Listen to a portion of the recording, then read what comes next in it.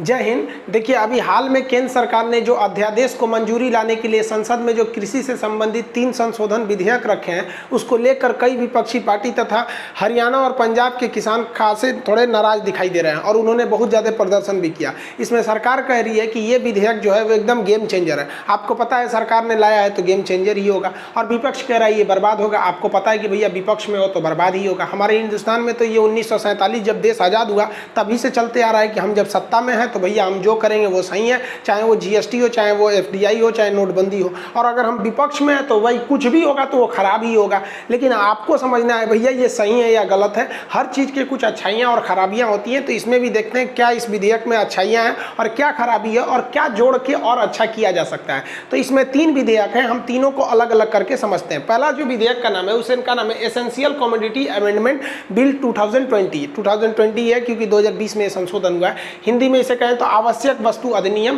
का जो भंडारण नियमन है। देखिए, कुछ आवश्यक वस्तुएं होती हैं जैसे नमक, तेल, आलू, प्याज, गेहूं, चावल, ये सब आवश्यक वस्तु हमारे जीवन के लिए है। अगर कोई किसान इसका भंडारण कर लेता है, कोई बड़ा व्यापारी इसका भंडारण कर लेता है, तो फिर उसकी रेट बढ़ जाएगा। जैसे आपके शहर में कई कंपनियों के तेल आते होंगे, सरसों तेल जिसमें आप खाना खाते हैं। अब कई कंपनियों का अगर आप ध्यान से देखेंगे तो उसका एक एजेंसी लिया रहता है जिसको आप डीलर कहते हैं। उसी के पास वो कंपनी ले आके पटक देती है कि लो भैया, अब तुम यहाँ पर इस शहर में जितने लोगों को ज़रूरत होगा तुम छोटे व्यापारी को देना, वो छोटे को देगा, वो दुकानदार को देगा, वो वहाँ बिकेगा। अब जरा सोचिए कि अगर ये जो कंपनी वाला है, जो उस शहर का सबसे बड़ा डीलर है, जो गोदाम वाला, अगर वो खूब ज़्यादा सरसों के तेल को कई लाख लीटर रखे हुए हैं और उससे आ रहे हैं सर सप्लायर खरीदने के लिए, होलसेलर खरीदने के लिए कि साहब हमको सरसों तेल चाहिए, तो कहेगा कि नहीं है, ये नहीं है, जाओ यहाँ पे। तो जो सरसों तेल आपको 120 रुपया लीटर मिलना चाहिए, अब वो तो धीरे धीरे रेट बढ़ेगा क्योंकि उसके पास है, लेकिन वो क्या कर रहा है, भंडारण करके रखा हुआ है, स्टोर करके रखा हुआ है, तो ये रेट बढ़ेगा। अब जैसे वो 120 से 200 रुपया पहुंचेगा, तुरंत वो कह देगा हाँ हाँ आ गया। अब वो उसको धीरे धीरे सप्लाई करेगा। अब इससे क्या होगा कि उसको जो बड़ा व्यापारी था उसको तो गोदाम में रख दिया, उससे फ़ायदा हो गया। ये बहुत ज़्यादा होता था। कब होता था? 1955 में। तो सरकार ने इसको एक कानून लाया कि अब आप भंडारण नहीं कर सकते। अगर आप भंडारण करेंगे तो आपके गोदाम में पकड़ा जाएगा, तो आपकी लाइसेंस सीज कर दी जाएगी, आप जेल चले जाएंगे, लाखों रुपए जुर्माना लग जाएगा। तो कोई भंडारण नहीं करता था। लेकिन गवर्नमेंट ने अभी 2020 में संशोधन ला दिया कि नहीं, आप भंडारण कर सकते हैं। आप केवल 2 स्थिति में भंडारण नहीं कर सकते। कब? युद्ध में नहीं कर सकते और आपदा में नहीं कर सकते। इसके अलावा आप भंडारण कर सकते हैं। और पता नहीं क्या जरूरत थी सरकार को ये जून में अध्यादेश लाने की। अध्यादेश तब लाया जाता है जब बहुत इमरजेंसी की जरूरत हो और राष्ट्रपति से कह के कानून बनवा दिया जाता है। हमको तो नहीं लग रहा था कि जून के कोरोना महामारी में ये भंडारण की अनुमति देने वाला कानून लाना चाहिए था।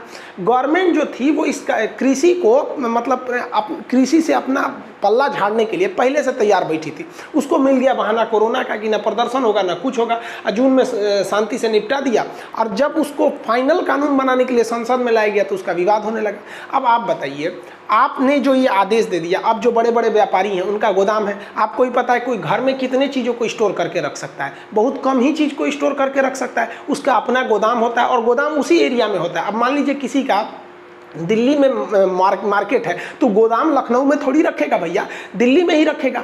अब उसने क्या किया है, सपोज कीजिए कि दिल्ली में वो किसी कंपनी किसी चीज़ का वो ले रखा है एजेंसी वगैरह। सपोज आपके यहाँ MDH मसाले और ये एवरेस्ट मसाला बहुत चलता है, उसने पूरे दिल्ली का उसके पास स्टॉक है, वो फैक्ट्री से उसी के पास आ रही है और उसने स्टोर करके रख लिया है। अब वो दे ही नहीं रहा है, कह रहा है कि भाई है ही नहीं है मेरे पास। पुलिस आएगी, गोदाम दिखाओ, तो कहेगा पगला गए का, मोदी जी 2020 में नियम लाए हैं, पढ़े नहीं है क्या एसेंशियल कमोडिटीज़ के लिए।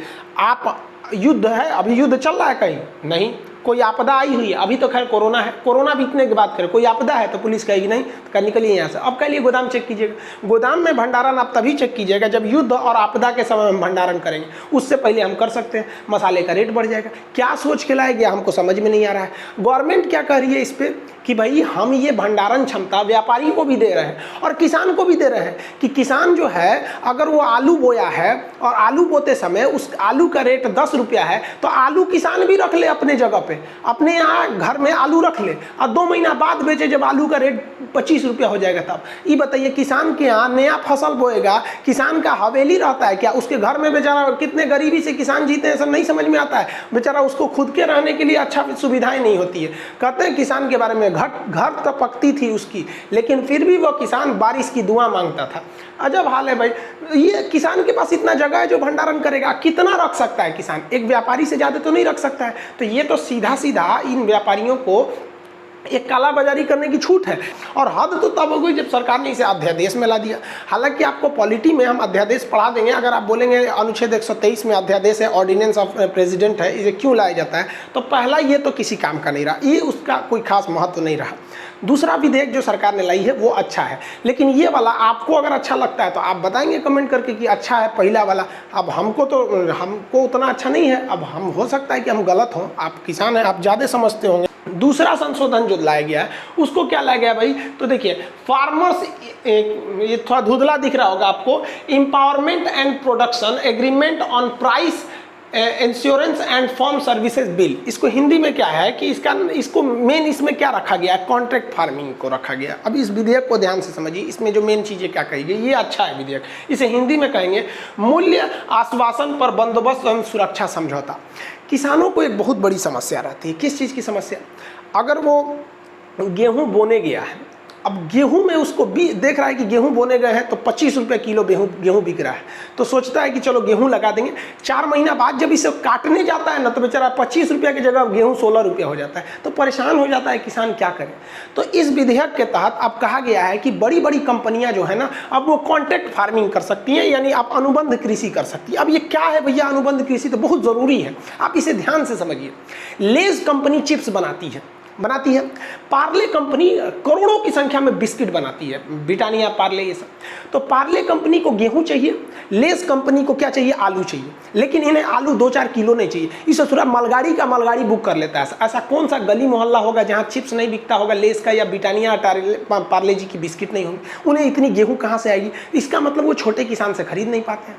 अब जब वो खरीदने जाते हैं तो उन्हें गेहूँ थोड़ा महंगा बिकता है, तो इसी में कॉन्ट्रैक्ट फार्मिंग कहा जाएगा। वो बड़ी बड़ी कंपनियां आएंगी और पूरा एक गांव है, जैसे मान लीजिए ये गांव है ना, इस गांव में देखिए ये खेत हीरालाल का है, ये अख्तर का हो गया, ये मिश्रा जी का हो गया, ये यादव जी का हो गया, ये शांति देवी का हो गया, ये किसी का हो गया, मान लीजिए ऐसे हो गया। यहाँ पर अलग अलग लोगों का खेत है। अब जो कंपनी है, मान लीजिए कि बिस्किट की कंपनी है पार्ले जी, उसको लगा कि हमको ना 10,000 मीट्रिक टन हमको गेहूँ चाहिए। अब वो अपने इंजीनियर को लाएगी और कहेगी देखो तो 10,000 मीट्रिक टन कितने एरिया में हो जाएगा, तो उसका इंजीनियर कहेगा ना आइडिया लगा के पूरा कि भैया इतना एरिया में अगर आप गेहूं बोआ लीजिए ना, पूरा गेहूं, तो इतना हमारी ज़रूरत पूरा हो जाएगा। तो कहेगा भैया इतना में तो बहुते आदमी का खेत है। तो वो जितना किसान है उस सबसे एग्रीमेंट कर लेगा, क्या कर लेगा, कॉन्टैक्ट कर लेगा कि भैया देखो आप लोग इस एरिया में ना केवल गेहूँ बो लो और कुछ नहीं, बस गेहूँ बो। तो किसान कहेगा कि हमरा कौन सी मिलतो, तो कहा कि देख भैया तुम डिसाइड कर लो गेहूं बोने से पहले ही कि अगर तुम गेहूं बोओगे तो तुम्हें गेहूं का कितना रेट चाहिए। तो किसान कहेगा ये तो बढ़िया बात बोल रहा है, बोने के समय गेहूं रहता है 25 और जब बेचने जाते हैं तो हो जाता है 16। तो कहेगा ये पार्ले जी 25 रुपया किलो अगर आप गेहूं खरीदिएगा तब भी हम यहाँ हम गेहूं बोएंगे ना, तो हमारा मन यहाँ सरसों बो देंगे, किसी का कुछ दुनिया कुछ भी बो सकता है भैया, वहाँ आलू बो देगा, कुछ भी बो देगा, सब्जी बो देगा। तो पहले से उसके लिए कितना का हो गया, 25 रुपया।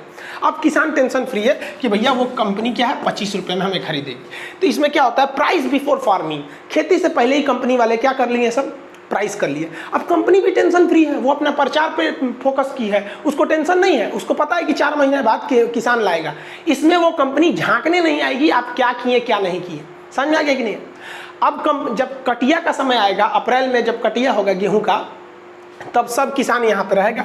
आई मान लीजिए सुरेश का था, ये अब्दुल का था, ये मिश्रा जी का था, जिनका जिनका खेत है उनके खेत में कितना गेहूं हुआ है, ये सब कुछ खेती जैसे पहले होती है वैसे होगी। लेकिन अब ये पहले से इन पे कॉन्टेक्ट था पार्ले जी वाले से, तो पार्ले जी वाला अपना ट्रक लगा देगा और वहाँ 25 रुपये किलो से भर दीजिए। अब ससुरा मार्केट में गेहूँ 10 रुपया हुआ, कोनो मतलब नहीं, 25 रुपया पहले से कॉन्टेक्ट है। मान लीजिए कि गेहूँ 2 रुपया किलो हो गया, किसान टेंशन फ्री है। किसान के लिए कितना मस्त है भैया कि तुमको ना मंडी में ले जाने की जरूरत है, कंपनी वाला खुद ट्रक लगाएगा, लेके भेज दिया। ऐसे ही किसी चिप्स वाले को आलू की जरूरत थी, करोड़ों टन आलू की जरूरत थी, आके कह देगा कि भैया आलू बो दो, आप बोइए, आप बिया लाइए, आप पानी डालिए, सब आप कीजिए, फसल खराब होगा तो आप समझिए, जो बचा हुआ फसल है उसको वो उस रेट पर खरीदेगा जो उसने पहले किया था। समझ में आ रहा है कि नहीं आ रहा? बेहतरीन है कि नहीं? ये बहुत अच्छा है। तो जो पहला नियम फालतू था वो हमें नहीं सही लगा, आपको लगा होगा। ये नियम हमको अच्छा लगा, लेकिन इसमें कुछ सुधार की जरूरत है, जिसने गवर्नमेंट ने गांव के लेवल से लोगों से बात नहीं किया, इसलिए गड़बड़ हो गया। जरा इसमें समस्या समझिए। ये वाली कंपनी जो थी, इससे गेहूं कही थी कि हम 25 रुपया खरीदेंगे। आलू वाली कंपनी ने कहा था कि अगर तुम आलू बोओगे तो हम 30 रुपया आलू खरीद लेंगे, जो भी चीज़ है वहाँ पर। मान लीजिए कि यहाँ पे इन्होंने तो 25 रुपया गेहूँ तय कर लिया, और महंगाई बढ़ने के साथ मार्केट में अगर गेहूं 50 रुपया बिकने लगा और किसान जाके चुपे चुपे 50 रुपया बेच दिया, तब क्या होगा? कौन सेटलमेंट करेगा इसका? एक ये होना चाहिए कि नहीं होना चाहिए। दूसरा, मान लीजिए कि यहाँ पर गेहूं का उत्पादन हो गया और उस कंपनी को घाटा लग गया, कंपनी बंद हो गई, तो फिर किसान का गेहूं कौन खरीदेगा? या जानबूझ के वो कंपनी किसान से गेहूं नहीं खरीदेगी, तब क्या होगा? या 25 रुपया बोली है और करने के समय करिए देना है तो 20 रुपया में दो, नहीं तो जाओ भाड़ में जाओ, तब क्या होगा? तब गवर्नमेंट ने कहा है कि ये जो एग्रीमेंट होगा, ये मंडी के अधिकारी इसका क्या करेंगे? एग्रीमेंट करेंगे। यही गलती कर दिया है।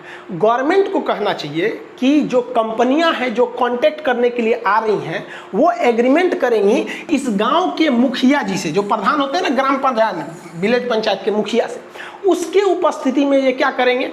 वो लोग इस एग्रीमेंट को करेंगे। इससे क्या होगा? किसानों का शोषण नहीं होगा। आप कहेंगे कैसे? तो सुनिए। एक गांव जब भी कंपनी कांटेक्ट लेती है ना, तो 2-4 कट्ठा खेत नहीं लेती है, पूरा गांव ले लेती है। 10-20 गांवों को कहेगी भैया इतना में आलू बो दो, हमारी चिप्स की कंपनी है। वो कहेगा भैया इतना में ना आप मूंगफली बो दो, हम पीनट्स बेचते हैं। कोई कह देगा इतना में। मतलब समझ रहे हैं ना कि 1-2 आदमी से थोड़ी ना कांटेक्ट करने आएगी वो। जब एक आदमी से 2 बीघा में कांटेक्ट करेगी तो डायरेक्ट दुकान पर से नहीं खरीद लेगी कि आपका 6 महीना इंतजार करने जाएगी। वो कांटेक्ट करते हैं तो गाँव का गाँव। अब जब गाँव का गाँव कांटेक्ट करेगा तो गाँव में तो बहुत से लोगों का क्या होती है? ज़मीन होती है। कोई एक आदमी से तो ज़मीन नहीं है, इसका मतलब पूरे गांव से कांटेक्ट हुआ है, तो पूरे गांव के लोगों को खेती का बात है। अब मुखिया जो है उसको हर 5 साल पे वोट मांगने जाना है। अब मान के चलिए कि कंपनी वाला बोला है कि इस गांव की जितनी गेहूं है हम 20 रुपया 25 खरीदेंगे, और अगर वो 20 रुपया खरीद रहा है, मनमानी कर रहा है, तो मुखिया लड़ेगा ना जी उससे कि तुम कैसे कर दिया। मुखिया का पावर है। और अगर नहीं लड़ेगा मुखिया, तो गांव के लोग याद रखेंगे कि यार ससुरा तू याद कर तो 5 साल बाद वोट नहीं दिलाएंगे। और गाँव की मेंटेलिटी अलग होती है भाई साहब। गाँव में हर आदमी एक दूसरे को बाई फेस पहचानता है। आप गाँव में घुस जाइएगा तो सब देखेगा सर ससुरा बाहर का है, गाँव का नहीं है। शहर में कौन आया मर गया चला गया पता ही नहीं चलता। गाँव में इंसानियत रहती है और शहर में इंसान रहा करते हैं, दोनों में फर्क होता है। तो मुखिया को दे दे से एक फायदा हो जाएगा, कि मुखिया जब भी सुनेगा वो कंपनी का नहीं सुनेगा। कंपनी बाहर में जब तुम कहा कि कंपनी हमको नहीं मतलब, मुखिया जब भी सुनेगा वो अपने वोटर्स का सुनेगा। आप ध्यान दीजिएगा, कोई भी अपने वोटर्स का सुनता है। लेकिन अगर आप अधिकारी को दे देंगे तो उसका क्या मतलब बनता है यार? उसको ड्यूटी करे तो भी उतनी सैलरी, नहीं करे वो भी सैलरी। और अगर अधिकारी को बैठाएंगे तो जानता है किसान का सुनेंगे तो पैसा नहीं मिलेगा, कंपनी का सुनेंगे तो पैसा मिलेगा। गवर्नमेंट यही गलती कर रही है। ये जो एग्रीमेंट है इस गाँव के प्रधान या मुखिया के नेतृत्व में करना चाहिए, तो ये सोने पर सुहागा हो जाता। दूसरा, ये वाली चीज़ें अच्छी हैं और ये बहुत पहले से आ रही है। अगर गवर्नमेंट कहती है कि नहीं हमने लाया है, तो नहीं। ये जो कॉन्ट्रैक्ट फार्मिंग है 2012 से हो रही है, जब मनमोहन सिंह के समय था, लेकिन उस वक्त बहुत छोटे छोटे पैमाने पर था। और अभी गवर्नमेंट ने जब संसद से विधेयक ला दिया तो ये बहुत बड़े पैमाने पर होगा। आप समझ गए? अब तीसरा समझते हैं। आई होप आप कॉन्ट्रैक्ट फार्मिंग समझ गए होंगे। इस विधेयक में यही बोला गया है, मूल्य आश्वासन। ये कंपनी क्या दे रही है? आपके प्राइस का आश्वासन दे रही है, और बंदोबस्त और सुरक्षा समझौता कर रही है। यही गलती है, सुरक्षा समझौता अधिकारी के न होकर मुखिया को किया जाना चाहिए। आप समझ गए? सहमत है तो कमेंट करके बताएंगे। अगले पे चलते हैं हम लोग। तीसरा जो चीज़ है, देखिए भैया, जितना विवाद है ना वो तीसरे को ही लेकर है, और तीसरा वाला अजीब टाइप का है भी। देखिए तीसरा में क्या है, इसमें कहा गया है farm produce trade and commerce promotion and facility bill. अब ये क्या है भाई? कृषि उत्पाद व्यापार और वाणिज्य, ये शॉर्टकट में समझिए इस विधेयक का नाम है। इसमें क्या कहा गया है? कहा गया है कि जो किसान अपना अनाज उत्पादित कर रहा है, अब वो ट्रक्स में ट्रैक्टर में लोड करके लाता था और मंडियों में बेचता था। ठीक है, कहाँ बेचता था? मंडी में। अब वो चाहे तो मंडी के अलावे और भी कहीं बेच सकता है। हमको तो इसी पे सबसे ज़्यादा हंसी आता है। अरे भैया, खुद गवर्नमेंट की एक संस्था है NSSO, जो बेरोजगारी का भी आंकड़ा देती है और इन लोग का भी आंकड़ा देती है। इसको सरकार ने खत्म कर दिया कि ससुराल रहेगा तो बार बार बेरोजगारी का आंकड़ा देगा। ये आंकड़ा दे देगा तो सब कहेगा सर रोजगार दो, इसलिए ना रहेगी बांस ना बजेगी बांसुरी, अब आंकड़ा ही नहीं मिलेगा बेरोजगारी का। तो ये NSSO ने क्या कहा कि पूरे हिंदुस्तान में जितनी खेती होती है ना, उसका महज 6% ही मंडी में जाकर बिकता है, महज 6% जाता है मंडी में, बाकी 94% इधर उधर जाता है। कोई किसान अपने चौराहा पे जाके बेच दिया, कोई किसी साहूकार को बेच दिया, किसी बड़े किराना वाले को बेच दिया, ऐसे ही बिकता है भाई साहब 94%। और आप लोग अगर किसान होंगे तो आप दिल पे हाथ रख के बोलिएगा कि अगर आप 100 लोग देख रहे हैं ना वीडियोस को किसान भाई लोग में से, तो आप में से 6 लोग ही होंगे जो मंडी में जाकर बेचते होंगे। कई लोग को तो पता ही नहीं सोच रहा मंडी होता क्या है, कि बहुत जगह मंडी है ही नहीं। आप अगर पूर्वांचल यूपी का पूर्वी एरिया देखेंगे तो मंडी इधर है ही नहीं है, काम की मंडी नहीं है। बिहार में मंडी है जिसे बाजार समिति कहा जाता है, वो आगे हम समझाते हैं आपको। तो गवर्नमेंट ने विधेयक लाया है कि अब आप बाहर भी बेच सकते हैं। तो भाई आप कहाँ थे इतना दिन, सोए थे कि पूरे किसान का 94% लोग बाहर ही बेच रहे थे, तो ये विधेयक लाके आप कह रहे हैं कि नहीं आप बाहर भी बेच सकते हैं। तो मतलब आपको क्या लग रहा था कि 100% किसान मंडी में बेच रहा था? तो हमको ये नहीं समझ में आया कहना क्या चाह रहे हो भाई गवर्नमेंट। अब उनका क्या कहना है, जो गवर्नमेंट ने सफाई में क्या दिया है कि बिचौलियों जो बीच में थे उनकी छुट्टी हो जाएगी, जिसे आड़ती कहते हैं। अब इसको समझ जाइए आप पहले। ऑल इंडिया मतलब आप कहीं भी बेच सकते हैं। आप बिहार में किसी चीज़ का उत्पादन करके आप बंगाल में बेच सकते हैं, तो पहले भी बेचते थे। हाँ, थोड़ा सा अब सहूलियत हो जाएगा, ये बात मानते हैं कि गवर्नमेंट अब इसे ऑनलाइन कर देगी। तो इसलिए 100% कहना गलत है कि नहीं इससे गवर्नमेंट ने कुछ नहीं किया। एक अच्छाई ये है कि आप कहीं का कुछ भी कर सकते हैं। अगर मान लीजिए आप प्याज लाए महाराष्ट्र में, तो आप वहीं से ऑनलाइन बुक कर सकते हैं, ट्रेडर्स के माध्यम से आप पटना भेज सकते हैं, दिल्ली भेज सकते हैं, ये अच्छी बात है। अब बात थोड़ा आपको दिक्कत होता होगा, आड़ती क्या है यानी बिचौलिया क्या है। देखिए, जब देश आज़ाद हुआ तो उस समय बहुत ज़्यादा किसान के पास गरीबी थी, तो वो किसी न किसी किसान जो थे, बड़े बड़े साहूकार जो सेठ लोग थे, उनसे पैसे लिए रहते थे। जब वो चुका नहीं पाते थे तो साहूकार क्या करते थे, सब जब फसल कटने का वक्त आता था तो खेत में घुस के उसकी फसल काट के लेके चले जाते थे। इससे बेचारा किसान को ना अपना पेट भी नहीं भर पाता था और ज़िंदगी भर मजदूर रह जाता था। इसलिए सरकार ने एक नियम लाया था जिसका नाम था APMC, agriculture produce market committee, जिसे हम लोग कहते हैं बाजार समिति। बिहार में लोग इसे बाजार समिति कहते हैं, शॉर्टकट में इसको बाजार समिति कहते हैं। लेकिन अगर दिल्ली, पंजाब, हरियाणा की बात करेंगे तो लोग इसे मंडी कहते हैं, बिहार की बात करेंगे तो बाजार समिति कहते हैं, क्योंकि बाजार समिति ही इसका असली नाम भी है। एग्रीकल्चर प्रोड्यूस यानी खेती से उत्पादित होने वाला, मार्केट कमेटी, तो मार्केट माने बाजार, कमेटी माने समिति, तो बाजार समिति इसका एक्यूरेट नाम है। तो बट उधर दिल्ली, हरियाणा, पंजाब के लोग मंडी कहते हैं। अब इस मंडी में खरीदता कौन है? दुकान। अब बताइए, पार्ले जी कंपनी को गेहूं चाहिए तो मंडी में खड़ा रहेगा पार्ले जी का मालिक, यहाँ टाई बेल्ट लगा के, वो किसान ट्रैक्टर से उतारो, नहीं खरीदा रहता है। तो मंडी एक बड़ा सा जगह होता है, उस मंडी में आड़ती होते हैं। आड़ती क्या है? व्यापारी लोग होते हैं, जिसे हम लोग बिचौलिया कहते हैं। बिचौलिया, बिहार में लोग इसे गद्दी कहते हैं। आड़ती को बिहार में लोग क्या कहते हैं? गद्दी कहते हैं। मतलब अगर कोई किसान है, उसके यहाँ एक ट्रैक्टर टमाटर हो गया, एक ट्रैक्टर क्या हो गया? टमाटर हो गया। अब बताओ भैया, वो टमाटर कच्चा सौदा है, वो जल्दी जल्दी निकालो नहीं तो सड़ के खराब हो जाएगा। अब वो किसान जानता है कि अगर हम इसको फुटपाथ पे बैठ के बेचेंगे ना तब ज़्यादा पैसा मिलेगा, लेकिन वो बैठ के बेचेगा कहाँ? साल में उसको 10 दिन के लिए कोई तो दुकान लगाने नहीं देगा। आपसे कोई कहेगा किसान कि आपके दरवाजे पे हम 10 दिन तक टमाटर बेच दें, आप बेचने देंगे? नहीं बेचने देंगे। हर व्यक्ति यही चाहता है कि हमें एक ऐसा किराएदार मिले जो हर 12 महीने रहे, तो कोई 10 दिन के लिए तो देगा नहीं। अब वो जानता है कि अगर मार्केट में 40 रुपया टमाटर है और हम इसको बेचेंगे 38 को यानी बिचौलिया या फिर गद्दी पर, तो ये 40 रुपये नहीं खरीदेगा। ये कितने में खरीदेगा? 25 रुपये खरीदेगा। हो सकता है 20 रुपये में ही खरीद ले, मतलब 20 से 30 में खरीदेगा। मार्केट जो रेट है उससे कम में खरीदता है। समझ में आ गया कि नहीं आ गया? ये कहता है कि हम 2.5% कम में खरीद रहे हैं, लेकिन ये बहुत कम में खरीद लेता है। अब इससे ऐसा नहीं है कि इसको फायदा है किसान को फायदा नहीं है, दोनों को देखिए, समझिए। एक किसान एक ट्रैक्टर वो टमाटर लेके कितने दिन में बेचेगा? उसको 1 हफ्ते लग जाएंगे बेचने के लिए। 1 हफ्ते वो बाजार में रुकेगा, उतना दिन खाएगा क्या? वो उतना किराया देगा, किस दुकान में बैठ के बेचेगा? इसलिए उसको तो एक फटाक से एक आदमी तो मिल जाता है, 1 घंटे में बेच देगा। वहाँ पे क्या करेगा? आड़ती के पास जाएगा जो गद्दी होता है, बोली लगाएगा, कहेगा भैया देख लो टमाटर का साइज ये है, इतना है, कितना रुपया लोगे? तो कहेगा कि हम 20 रुपया का खरीद लेंगे। तो बगल वाला कहेगा कि हम 22 रुपया देते हैं, तो उधर वाला कहेगा 25 रुपया। तो देखेगा इस 25 रुपया तोरा नहीं देंगे, उसको दे देंगे। तो यहाँ किसान को आड़ती में एक फ़ायदा था कि यहाँ बोली लगती थी। जो अच्छा बोली लगा दिया वो उसको मिल जाता था। लेकिन यहाँ आड़ती वाले एक साठ गांठ कर लेते थे, सब एक के भाव बोलते थे सब, क्योंकि आड़ती वाले कितने ही होते हैं, सब 50-60 थोड़ा होते थे, सब बिचौलिया फिक्स कर लेते थे, तो यहाँ किसान को घाटा होता था। लेकिन खुद सोचिए कि एक किसान, मान लीजिए कि एक ट्रैक्टर गेहूँ आलू उत्पादित कर दिया तो खुद बैठ के बेचेगा। हाँ, अगर पूरा फायदा कमाना है तो खुद बैठ के बेचो, लेकिन किसान क्या करेगा, अगली फसल उगाएगा कि खुद बैठ के बेचेगा। तो ये बहुत काम करते थे सब उस वक्त में, आड़ती सब। अभी सरकार कह रही है कि देखिए भाई, आपका मन है तो आप इस आड़ती को बेचिए, नहीं तो मन है तो आप कहाँ बेच दीजिए, बाहर भी बेच सकते हैं। तो आप ये आड़ती का मतलब समझ गए ना, इसे हम लोग गद्दी कहते हैं या बिचौलिया कहते हैं, ये एक तरह के ज़रूरी भी है। अब आप कहिएगा किसान किसको बेच दिया, आड़ती को बेच दिया। अब आड़ती अपने पैसा से गोदाम बनाता है, उस गोदाम में उसे सड़ने से बचाने के लिए रखता है। और अब कोई आता है दुकानदार खरीदने के लिए, अगर उसका किराने की दुकान है, मान लीजिए कोई उसकी किराने की दुकान है और उसको चाहिए दाल चाहिए, लेकिन किराने की दुकान में कितना दाल रहता है, 100 kg, 100 के लिए रहता है। अरे कोई कितना खरीदता है, 1-2 किलो खरीदते हैं आप जाके वहाँ, 100 kg, तो 100 kg के लिए वो किसान के पास तो जाएगा नहीं, तो वो आता है आड़ती के पास।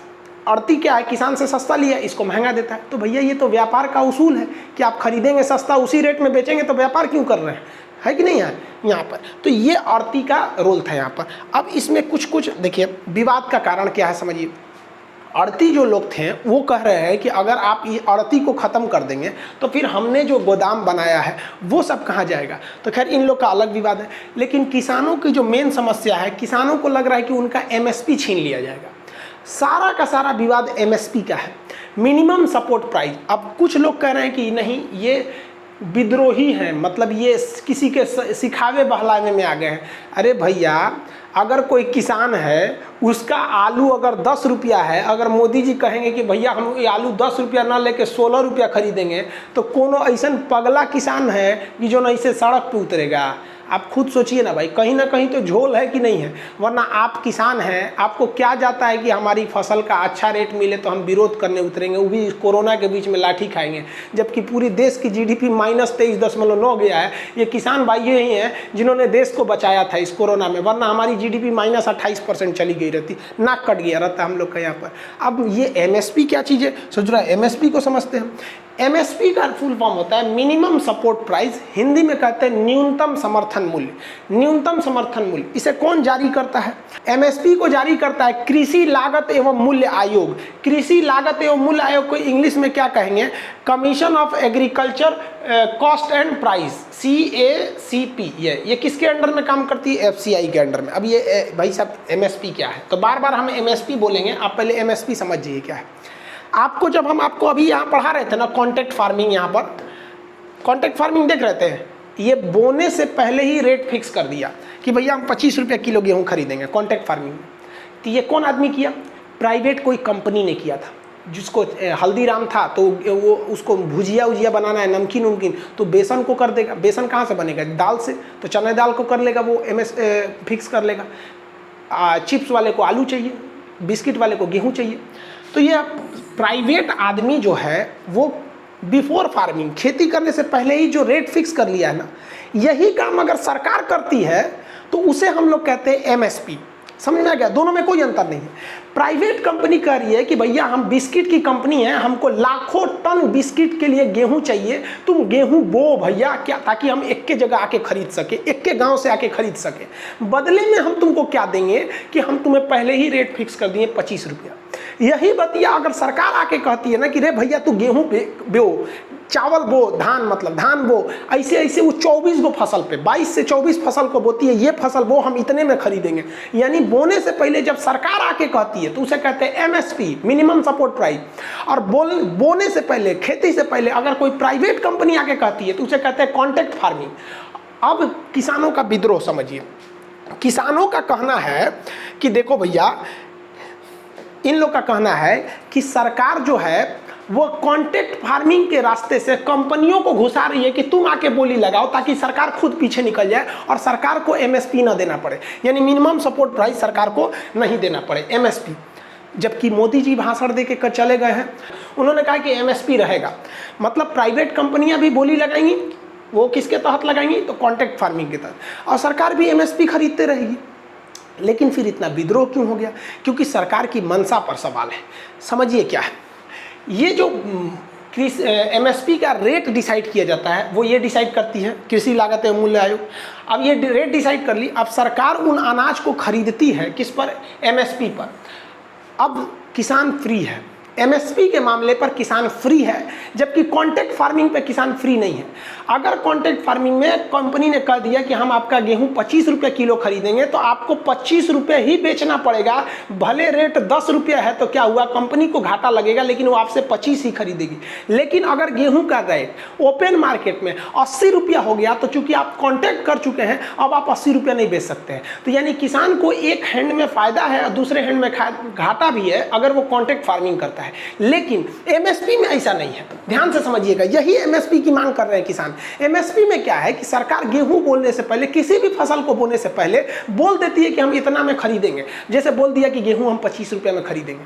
अगर मार्केट में गेहूं 10 रुपया बिक रहा है तो किसान पूछेगा मंडी में जाके, अड़ती से मंडी में कितना रुपया खरीद रहे हो, तो कहेगा 10 रुपया का। भाग सोच रहे 10 रुपया, MSP सरकार ले रही है 25 रुपया। अब वो सरकारी गोदाम में जाएगा, FCI का गोदाम दुनिया भर का होता है, वहाँ बेच देगा, अपने ज़मीन का खतौनी दिखाएगा और वहाँ पे बेच देगा कि भैया लो 25 रुपया।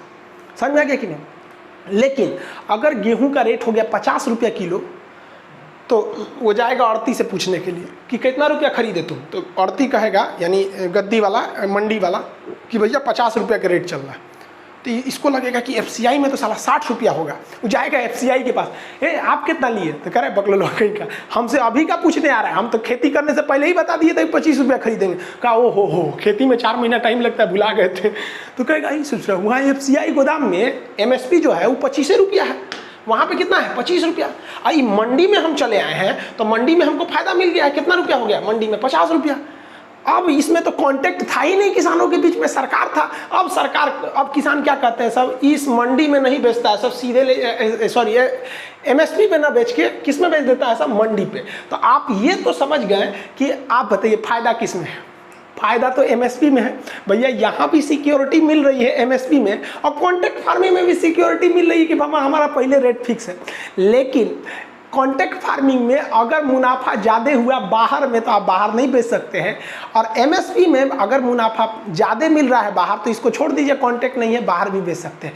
किसानों का कहना है कि सरकार ये MSP हटा देगी। अब मोदी जी का कहना है हम MSP नहीं हटाएंगे। देखो भाई साहब, हम किसान को भी कहते हैं आप भी बहक रहे हैं, और मोदी जी को भी कहते हैं आप बहुत होशियार हैं। गवर्नमेंट की चाल क्या है कि ना हम MSP हटेबो नहीं करेंगे और रहले कोनो काम का नहीं रह जाएगा। समझिए कैसे, सरकार कहती है कि हम किसानों से 25 रुपया किलो गेहूं खरीदते हैं, ठीक है, और राशन कार्ड पे वही गेहूं 2 रुपया किलो बेच देते हैं, तो सरकार को तो घाटा हो रहा है कि नहीं हो रहा है यहाँ पर।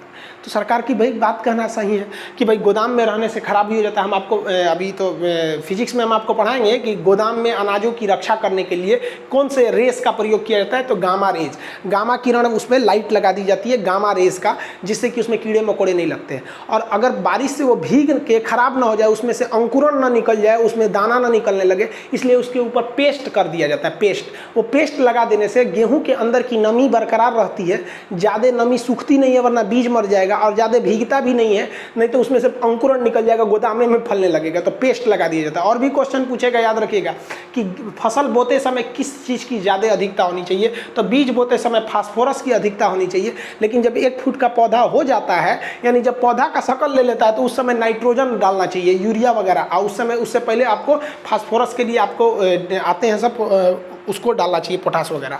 समझ में आ गया कि यहाँ पे तो ये गोदाम है। FCI यहाँ पर काला धंधा कर देती है, सरकार तो आएगी नहीं इसको खरीदने के लिए, तो FCI क्या करती है, इस गोदाम पे अपने अधिकारियों को बैठा देती है। अब अधिकारी लोग इस गोदाम पे बैठ गया। अब यहाँ थोड़ा समझिए, ये MSP का रेट है कितना, 25 रुपया गेहूँ। किसान आया, कहा कि भाई साहब मंडी में 10 रुपया किलो गेहूँ बिक रहा है, आप हमको खरीद लीजिए यहाँ पर, क्योंकि आप ही बोले थे MSP कितना है 25 रुपया।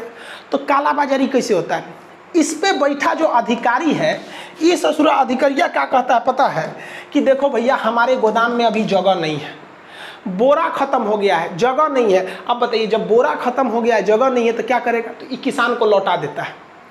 और जब ये किसान लौट कर मजबूरी में मंडी में जाता है, वहाँ 10 रुपया बेचता है, तो ये अधिकारी मंडिया में पहुँच जाता है और कहता है किसान में बेचा है कितना रुपया, 10 रुपया, तुम हमको दे दो 12 रुपया। या हमको दे दो 15 रुपया, तो उसी किसान से ये बाहर जाके दलाल से खरीद लेता है और खुद क्या करता है, इस गोदाम में भर देता है और सरकारी खाता में दिखा देता है किसान से हम 25 रुपया खरीदे हैं, जबकि ये अधिकारिया काला बाजारी में खरीद के लाया है 15 रुपया। अब हर केजी पर इसको बैठे बैठाए कितना रुपया फायदा मिल गया इसको, 10 रुपया। किसान भी बेचारा 1 किलो गेहूं पे 10 रुपया नहीं कमा सकता है और ये FCI के बैठे हुए लोग 10 रुपया तुरंत कमा लेते हैं।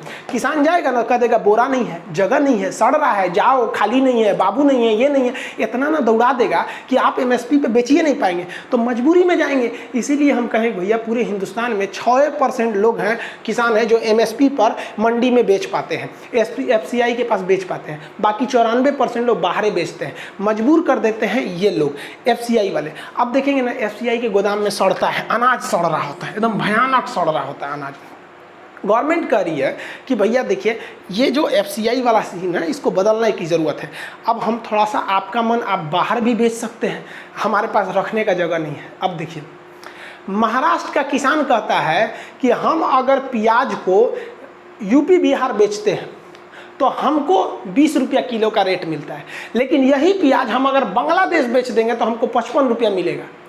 तो आपको केवल वही फायदा दिख रहा है जहां सरकार को फायदा है, किसान जहां प्राइवेट व्यक्ति को फायदा हो रहा है उसको नहीं समझ में आ रहा है। अब आप सोचिए ना, अगर बांग्लादेश प्याज चला जाए, अफ्रीका प्याज चला जाए तो कितना फायदा होगा। तो आप कहेंगे कि खान साहब आप तो सनक गए, तो हम लोग कौन सी प्याज नहीं खाएंगे क्या? हम लोग, निर्मला सीतारमन कही थी प्याज बढ़ गया तो कहती हैं कि हम नहीं खाते हैं प्याज, तो हम लोग क्या खाएंगे? तो भैया उत्पादन की क्षमता को तो बढ़ा सकते हैं। आप बोल तो सकते हैं बाकी किसानों में कि भैया महाराष्ट्र के किसान इस बार जो है प्याज उसको कहाँ बेच देंगे, बाहर में, इसलिए प्याज की कमी हो जाएगी, तो यहाँ का किसान प्याज बोएगा। पता चलता है कि उन्हीं किसान प्याज बो दिया, इन्हीं बेच दिया, प्याज हो गया एकदम में सस्ता। अगली बार किसान कहता है दूध से प्याज 5 रुपया बिका था, अगली बार नहीं बोएंगे, तो उन्हीं वाला नहीं बोया, इन्हीं वाला नहीं मिला, प्याज हो गया 200 रुपया किलो। कोई सिस्टम ही नहीं है यहाँ पर। तो किसानों का कहना है कि गवर्नमेंट अपनी फायदा सोच रही है, गवर्नमेंट कह रहा है कि हम इसमें क्या ही लिए खरीदे जाए। अब किसान कह रहे, मोदी जी की बातों नहीं सुन रहा है सब किसान। मोदी जी का भी कहना सही है कि कांग्रेस ने जितना किसानों से MSP पर, कितने पर, MSP पर अनाज खरीदा था, उससे 30 गुना ज़्यादा अनाज गवर्नमेंट BJP ने खरीदा है। ये वास्तविकता है। अब हम नहीं कह रहे भाई ये सरकारी आंकड़ा बोलता है, हम नहीं बोल रहे हैं, हकीकत भी है, खरीदा है।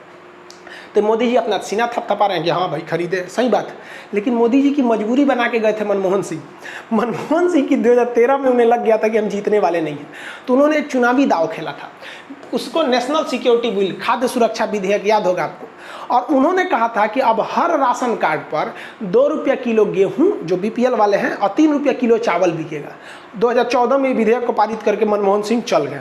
अब मोदी जी आए तो कपार पे पड़ गया मोदी जी को, कहा कि दूध तुरी का, वो तो चल गए यहाँ, अब मोदी जी को देना पड़ रहा है। अब विधेयक तो संसद का है, संसद से पारित विधेयक कोई भी सरकार रहेगी उनको मानना पड़ेगा, इसलिए मोदी जी जो है वो खरीद रहे हैं, ये वास्तविकता है। लेकिन इसी गवर्नमेंट ने कि जो शांता कमेटी थी, शांता कमेटी ने कहा कि MSP पर जो हम लोग खरीद रहे हैं वो हमारी इकोनॉमी पे बोझ पड़ रहा है, इसकी जिम्मेदारी हटा देनी चाहिए, प्राइवेटलाइजेशन को इसमें करनी चाहिए।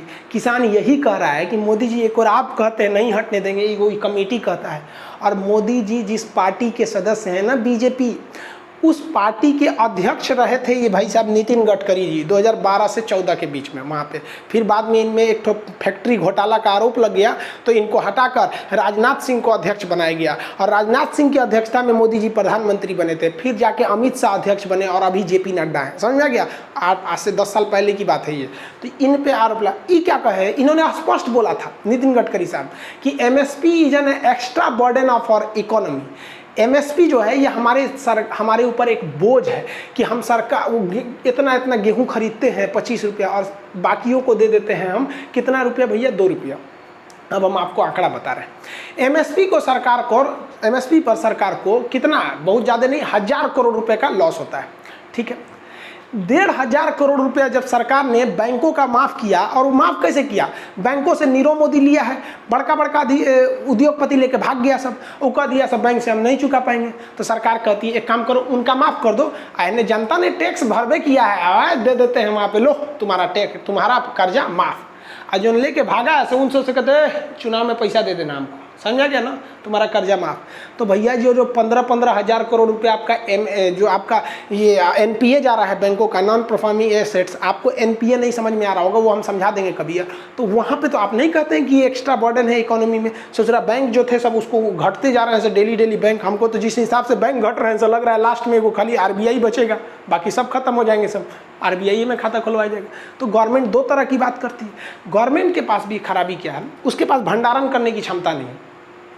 भंडारण आजकल मॉडर्न टेक्नोलॉजी के भंडारण क्षमता आ गया है। ये लोग कौन सी का भंडारण करते हैं, वही टीन से ढेंगन ढाल देंगे लोग वहाँ पे। ये मॉडर्न आ गया, इसमें बोरा वोरा रखने की जरूरत नहीं है, सीधे ऊपर चला जाता है, कन्वेयर होता है यहाँ पे, सीधे डाल देता है, और जब बेचना होगा तब बोरा में से निकाल के बेचिएगा यहाँ पे। तो मॉडर्न फूड पार्क का है ही नहीं है। और किसान करे तो क्या करे, उसको रखने के लिए भी नहीं है। आप देखते होंगे कि किसान ला रहा है आलू, अगर कोल्ड स्टोर में रखने ले जा रहा है तो 300 रुपया बोरा आलू वो रखने का भाड़ा ले रहा है, और बेचेगा तो 300 रुपया, तो आलू छोड़ देता है बेचारा। तो सरकार के पास रखने का भी जगह नहीं है। अब बात करते हैं भाई शिरोमणि अकाली दल का।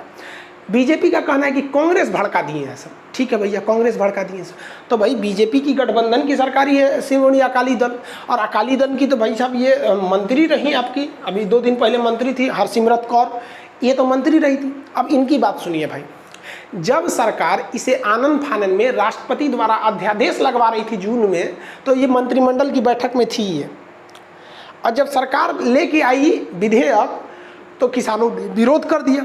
इन्होंने देखा बाप रे बाप, पंजाब के किसान विरोध कर देगा सब, क्योंकि पंजाब में और हरियाणा में मंडी ज़्यादा है, बाकी जगह पे मंडी कम है, तो इन्होंने देखा हमारा सरकारी गिर जाएगा। तो कहती है ना हम इसके विरोध में हैं, मंत्रिमंडल पद से इस्तीफा दे दी। मतलब आप समझ रहे हैं क्या है भाई। तो खैर इस्तीफा दे दी वो अलग बात है। अब बात करते हैं कंक्लूजन की। देखिए, आज़ादी से लेकर आज तक रियलिटी यही है कि सरकार किसानों को ना देखी है और ना देखना चाहती है, उनका विकास नहीं देखना चाहती। गारंटी आपको बोलते हैं, समझिए कैसे। एक छोटा सा एग्जांपल देते हैं। जब देश आज़ाद हुआ तब से आज तक किसानों की इनकम 21 गुना बढ़ गई है। यानी 1950 की बात करेंगे और 2020 की बात करेंगे तो इस दौरान किसानों की इनकम लगभग 21 से 22 गुना बढ़ी है। आप 21 गुना मान के चलिए, 21 गुना इनकम बढ़ी है। यानी जो किसान 1 रुपया कमाता था 1950 में, आज वो 21 रुपया कमाता है। लेकिन इसी बीच जो सरकारी कर्मचारी हैं उनका इनकम 180 गुना बढ़ा है। यानी किसानों का इनकम 21 गुना और जो सरकारी कर्मचारी हैं उनका 180 गुना। जो टीचर बैठे हैं लोग ना, टीचर लोग, पहले टीचर की सैलरी नहीं थी उतनी, उनका 200 गुना बढ़ गया है। सोचिए। अब हम आपसे कहते हैं, आपके मन में आता होगा कि किसान सुसाइड क्यों करता है। जितने सरकारी टीचर हैं ना, उनका जो सैलरी 200 गुना बढ़ा है, उनको काट कूट के 21 गुना पे लाइए। और जितने सरकारी कर्मचारी हैं उनको 21 गुना पे लाइए। उनकी सैलरी जानती है कितना हो जाएगा? 9,000 रुपया। सरकारी मास्टर जो 1 लाख रुपया पढ़ा है उनका 9,000 हो जाएगा। फिर देखिए हर कॉलेज हर स्कूल में क्लास खोलेंगे ना, एक मास्टर लटकल रहेगा फांसी लगा के। आप समझ में आ रहा है किसान क्यों फांसी लगाता है? वाकई अगर किसी गवर्नमेंट को अगर किसानों की परवाह रहती है ना, तो वो वैसे ही बनाए जैसे एमआरपी होता है। एमआरपी हम आपको सिंपल बताते हैं। ये मेरा मोबाइल है, हम बहुत पुराना मॉडल का मोबाइल रखे हैं, ये बहुत है, 2016 का मोबाइल है। हम इसे 11,000 रुपये में खरीदे थे। इसका एमआरपी लिखा हुआ था 11,000 रुपये, यानी 11 कुछ समथिंग 1,999, 11,000 रुपये। कोई माई का लाल है जो बोल दे कि 11,000 का मोबाइल हम खान सर हम आपको 12,000 में देंगे या 15,000 में देंगे? नहीं दे सकते हैं आप। यहाँ पर मैक्सिमम रिटेल प्राइस एमआरपी होता है। तो सरकार किसानों के लिए एक मिनिमम रिटेल प्राइस क्यों नहीं लाती है कि कोई भी व्यक्ति किसान से उसका आलू 20 रुपये से नीचे नहीं खरीद सकता है, 25 रुपये से नीचे आप प्याज नहीं खरीद सकते हैं, किसान से आप 20 रुपये किलो से नीचे गेहूं नहीं खरीद सकते, खरीद देंगे तो जेल हो जाएगा। आप कौन चीज़ को झुंझुना थमा देते हैं एमएसपी एमएसपी। अरे मोदी जी ने सही कहा है कि भाई एमएसपी खत्म होने नहीं देंगे, क्योंकि भाई एमएसपी काम को कौन सी का है? 6% जब किसानों का वो अनाज खरीद रहा है तो किस काम का है? और ये धीरे धीरे चौपट कर देता है। समझिए कैसे। मान के चलिए कि कोई लड़की है और हम चाहते हैं, हमारी उससे इंगेजमेंट हो गई है, ठीक है, इंगेजमेंट हो गई, हम चाहते हैं ना कि हमारी शादी टूट जाए, तो कैसे करेंगे? देखिए, लड़कियों की शादी का एक लिमिट होता है कि भैया अब 30 से पहले कर दो तो आराम से हो जाएगा। लड़की का उम्र अगर 30 हिल गया ना तो इंडिया में शादी करने में बड़ी दिक्कत होता है। लेकिन लड़का ससुर 40 पे करेगा तो उतना दिक्कत नहीं होता है। तो हम है लड़का, हमारा इंगेजमेंट हुआ है, हम ससुर जी से कहेंगे कि ससुर जी कहेंगे शादियाँ कर लीजिए ना, हम कहना अभी नहीं करेंगे, 2 साल बाद 3 साल बाद। उनको बस लड़कियाँ को हम 5 साल झेला देंगे ना तो घर लड़की के घर वाला समझ जाएगा लड़का भाग रहा है और खुद से शादियाँ तोड़ लेगा। सब जानता है कि अगर मान के चलो 10 साल और झेला के बाद कहेगा कि हम बियाह ना करेंगे तो लड़कियां हमारा और कहीं ना बियाह कर पाएगी। यही काम सरकार करेगी एमएसपी में। एमएसपी कहेगी कि हम आपसे गेहूं खरीदेंगे 25 रुपया, सरकार ने कह दिया हम 25 रुपया खरीदेंगे। एमएसपी मतलब हम ये रेट फिक्स किए हैं, इसका मतलब ये थोड़े होता है कि हम आपसे खरीदिए लेंगे 25 रुपया। आप जाएंगे गोदाम में ना, तो गोदाम वाला सीधा कह देगा जगह नहीं है। अब किसान क्या कहेगा, घर में रखेगा, गेहूं सड़ जाएगा अगले साल तक, उसको रखने का जगह नहीं होता है गोदाम में। तो मोदी जी ने सही कहा है कि वो एमएसपी को ख़त्म ही नहीं करेंगे। भैया एमएसपी 25 रुपया रहेगा, लेकिन आपको एमएसपी पे खरीदा नहीं जाएगा। और आप अगर इसको मोदी जी को जिम्मेदार मानते हैं तो आप बताइए किसके समय पे ये अच्छा था। हम नेहरू से लेके अभी तक की बात करें, कोई नहीं ध्यान देता है। भाई साहब इस लॉकडाउन में ना हरियाणा में जो मक्का था, मक्का वो 6 रुपया किलो बिका है, जबकि एमएसपी था उसका 18.5 रुपया। कहाँ मर गई थी सरकार वहाँ पर? हाँ, हम तो बहुत किसानों की सरकार सुनते हैं वहाँ पर, हम तो समझे नहीं वहाँ पे सुनते हैं वहाँ पे सांसद लोग ट्रैक्टर से जाता है। अच्छी बात है भाई, आप ट्रैक्टर से जाते। जब सरकार ने एमएसपी बोला था कि हम मक्का खरीदेंगे 18.5 रुपया किलो, तो 6 रुपया किलो आप मक्का खरीदे। 1995 में भी 6 रुपया किलो मक्का था, यानी 1995 का जो रेट था, आप मक्का का रेट दे रहे हैं आप 6 रुपया। राष्ट्रपति का 1995 में जो सैलरी था आपका, वही दे देते हैं यहाँ। आज 5 लाख रुपया ले रहे हैं, उस समय 60,000 थमा दीजिए यहाँ पर, तो बहुत अच्छा हो जाएगा। राष्ट्रपति भाग जाएंगे पहाड़ी पे से। कौन पहाड़ी है सर? ऐसी की पहाड़ी नहीं रहेंगे वहाँ पर। और किसान को तो थमा दो भाई साहब, जो 90 में खरीदा वही यहाँ पे खरीद लेंगे। यहाँ पर क्या मतलब बनता है? अगर गवर्नमेंट रियल में आप किसानों की भलाई चाहते हैं तो आप इस दर से एक सामान का मैक्सिमम रेट होता है ना, उस तरह फिक्स कर दीजिए, फिर उस किसान को छोड़ दीजिए। आप मंडी दीजिए चाहे मत दीजिए, आपका मन आप एपीएमसी रखिए, आपका मन आप विदेश में बेचिए। किसान को फिक्स है कि भैया हम रात 2 बजे भी जाएंगे तो हमको 25 रुपया गेहूँ खरीदना ही पड़ेगा, चाहे तू अपनी अब्बा के खोपड़िया पे रखो, एफसीआई के गोदाम में जगह नहीं है तो तुम समझो तुम्हारा दिक्कत है। तुम्हारे पास हिंदुस्तान में इतनी जमीनें हैं, यहाँ पर 32 लाख किलोमीटर स्क्वायर रख लियो, किसानों के लिए गोदाम नहीं है। बात करते हो संसद भवन में रखवा दो, खाली ना रहता है, 3 गो सत्र चलता है, बाकी समय तो खाली रहता है। बाकी ग्राउंड में रखवा दो, नई जगह है, मुगल गार्डन है राष्ट्रपति भवन के पीछे बड़का, उसमें एफसीआई का गोदाम खुल सकता है, वो सब रहेगा। 1200 कैटेगरी का फूल है हमारे राष्ट्रपति भवन में, महाराज की जय हो। लेकिन किसानों के रखने के लिए जगह नहीं है। मन करता ना माथा फोड़ ले अपना, हम पगला जाएंगे यहाँ पर। हम सच बताते हैं, हमारे देश की जीडीपी को बचाया किसने? किसानों ने 3% का योगदान दिया, लेकिन खिलवाड़ किया जा रहा है उसके साथ। कोई भी गवर्नमेंट की बात करते कोई नहीं देता है। आप छोड़िए ना सेंट्रल गवर्नमेंट को, कोई राज्य सरकार है? राज्य में तो अलग अलग सरकार है। केरल में लेफ्ट है, इधर ममता बनर्जी है, उनकी अलग है, राजस्थान में अलग है, हरियाणा में अलग है, पंजाब में अलग है, बिहार में अलग है, यूपी में अलग है। कोई कर दो, कोई कर दो भाई, एमएसपी फिक्स कर दो। नहीं करोगे यार। अब आपको क्या समझ में आया विधेयक? हमको नहीं समझ में आता है। हमारे हिसाब से ताम झाम करने से कोई अच्छा नहीं है। एक विधेयक लाइए, एमएसपी है, इतना से नीचे आप किसान से नहीं खरीद सकते। खरीदेंगे तो अगले दिन जेल में आपकी सुबह होगी, फिर जेल में उठिएगा, कहिएगा कहाँ भेज दिया। यहाँ पर ये होना चाहिए, यहाँ पर न्यूनतम समर्थन मूल्य फिक्स होना चाहिए। उसके बाद छोड़ दीजिए उसको कहाँ बेचना है। समझ में आ गया कि नहीं? एमएसपी यहाँ लिखे ना, एमएसपी पे केवल 6% किसान ही खरीदते हैं। ये 24 फसलों पे दिया जाता है, साल में 2 बार, यानी एक ठो रबी फसल पे, एक ठो खरीफ फसल पे। सरकार को क्या करना चाहिए? टेक्नोलॉजी का उपयोग करना चाहिए। एक रिमोट सेंसिंग सैटेलाइट होते हैं। रिमोट सेंसिंग सैटेलाइट ऐसे सैटेलाइट को बोले जाते हैं जो आसमान से ही ज़मीन के अंदर कौन सा खनिज छुपा है, सोना चांदी, सब का पता कर लेते हैं, कहाँ पेट्रोलियम है। सरकार को ऐसे रिमोट सेंसिंग सैटेलाइट देनी चाहिए और इससे अपनी ज़मीन पर मॉनिटरिंग करनी चाहिए कि कहाँ कौन सी फसल अच्छी होनी चाहिए। और किसानों के लिए एक एप्लीकेशन बना के देना चाहिए। आप जिस गांव में पैदा हुए हैं ना, जिस शहर में पैदा हुए हैं, आपको उस शहर की सारी गलियां नहीं पता होगी, लेकिन गूगल मैप को एक एक गली पता है। कैसे? क्योंकि उसने दिमाग खपाया है, वो अपने आप को नंबर 1 दिखाना चाहता था। लेकिन गवर्नमेंट ने ऐसा नहीं किया। गवर्नमेंट किसानों को एक सिंपल सा एप्लीकेशन देती, जो अनपढ़ किसान भी रहते उनमें कोई टेंशन नहीं था, वो सैटेलाइट से देख लेते। उन पे केवल मेनली 3 ऑप्शन दे देते कि भैया वो प्राइस पे क्लिक करेगा तो वहाँ प्राइस लिख के भी आएगा, वहाँ बोलेगा भी। कैसे? गूगल पे लिखेगा तो बोलता है, वहाँ पर लिख देगा कि आपके एरिया में गेहूँ का दाम इतना रहेगा, चावल का इतना रहेगा, इसका इतना रहेगा। किसान अनपढ़ भी रहता है, लोग बहुत, वो क्लिक कर लेगा, वहाँ पे प्राइस देख लेगा, फसल देख लेगा। अब सैटेलाइट ऊपर से बता देगा ना कि भैया बारिश इस बार अच्छा होगा या खराब होगा, इस एरिया में किसकी फसल अच्छी होगी, तो वहाँ फसल देख लेगा। यहाँ पर सबसे ज़रूरी चीज़ क्या है? सरकार को एक डाटा रखना चाहिए कि महाराष्ट्र में कौन सी फसल ज़्यादा हो रही है। अब पता चला महाराष्ट्र में भी हुमच के प्याज बो दिए, राजस्थान में भी बो दिए, राजस्थान में तो होता नहीं उतना, बिहार में बो दिए, यूपी में बो दिए, हुमच के प्याज बो दिए। लो, अब प्याज हो जाएगा ससुरा 10 रुपये किलो। तो एक सेटेलाइट से डाटा रहना चाहिए ना, जो डाटा बता दे। देखिए एक साथ खेती नहीं होती है, 10-12 दिन का अंतर होता है, तो वहाँ पर वो बता देगा कि भैया महाराष्ट्र में ना ज़्यादा इस बार प्याज बोया गया है, तो यूपी वाला भैया प्याज की जगह पे कुछ और बो देगा, वो वहाँ पे गेहूँ बो देगा। तो एक बैलेंस वे में रहना चाहिए। तो एक एप्लीकेशन पर इसका डाटा रहना चाहिए कि कौन सी फसल किस एरिया में है, और सरकार पहले बता दे कि इस एरिया में आप बेहतर होगा प्याज बोइए, इस एरिया में आप बेहतर होगा गेहूँ बोइए। जहाँ जैसी ज़मीन है वो बोइए। जैसे मुजफ्फरपुर में लीची बोइएगा हो जाएगा, आप दिल्ली में लीची लगाइएगा अच्छा से नहीं होगा। तो एक बेहतरीन पैटर्न होना चाहिए जिससे कि सरकार को माथापच्ची नहीं करना रहता। एक चीज़ों का रेट एक फिक्स रहता है, नहीं होता कि हमारा एक दोस्त था, उसकी यहाँ शादी था, तो शादी में वो चिकन बनवाने के लिए सोच रहा था। चिकन था 120 रुपये किलो, अब प्याज था 150 रुपये किलो। गजब हो गया, समझ में नहीं आ रहा था उसको। तो ये समस्या नहीं आती।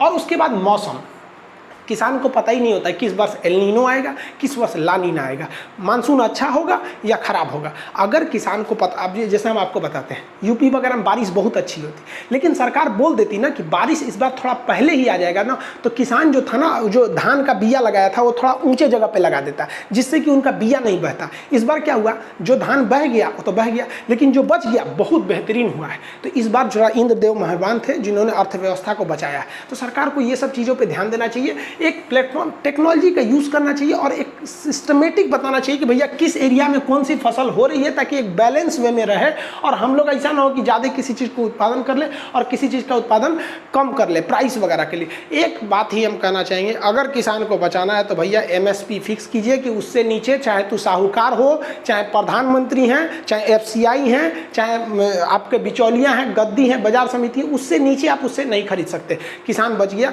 भाई साहब, वरना किसानों का जो पलायन होगा ना बड़े बड़े शहरों में। आप देखिए करोड़ों लोग लॉकडाउन के बीच में गांव में आए हैं। ये एक नया मौका प्रकृति ने हमको दिया है कि आज भी उन किसानों के लिए भला सोचिए, वो हमारे देश की GDP को बचा लेंगे। और नहीं तो कितना काम आया आपका ये बड़ी बड़ी बिल्डिंगें और बड़ी बड़ी ये फैक्ट्री वगैरह, सब तो धाराशाही हो गई। ये किसानों ने ही बचाया था, इनके साथ अन्याय नहीं करना चाहिए।